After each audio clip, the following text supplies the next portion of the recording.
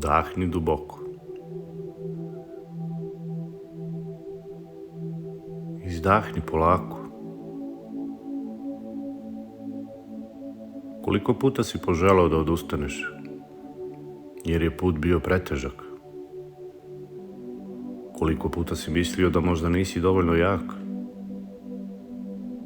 Ali znaj, najteži put uvek vodi do najlepših ciljeva. Sve što vredi u životu traži trud. Ni jedna velika ljubav, ni jedan veliki san, ni jedna prava pobeda ne dolazi lako. Lako dolazi samo ono što kratko traje. Ono što ostaje zauvek. Za to se prolazi kroz borbu. Najteži put oblikuje tvoju snagu.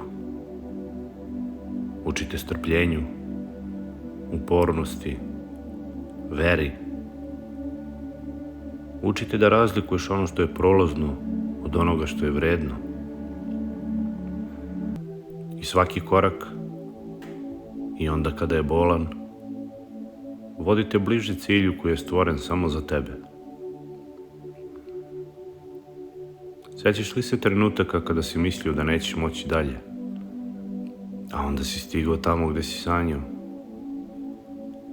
Sjećaš li se koliko puta si hteo da odustaneš, a posle bio zahvalan što nisi? To je dokaz da najlepše stvari dolaze posle najtežih borbi. Put koji je lak možda je brži, ali ne donosi dubinu. Put koji je težak daje ti i cilj i iskustvo i snagu i mudrost. Zato se ne plaši prepreka. One nisu tu da te zaustave, već da te pripreme.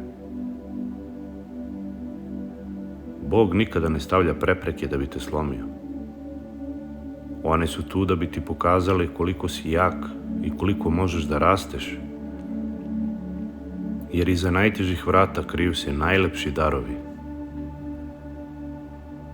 I kada dođeš do cilja, shvatit ćeš. Vredelo je svake suze, svakog pada, svake borbe. Jer ništa veliko nikada nije lako. Zato, kad ti se čini da ideš najtežim putem, nemoj da se plašiš. To je znak da ideš ka nečemu velikom. Najteži put vodi do najlepših ciljeva. A tamo, na kraju,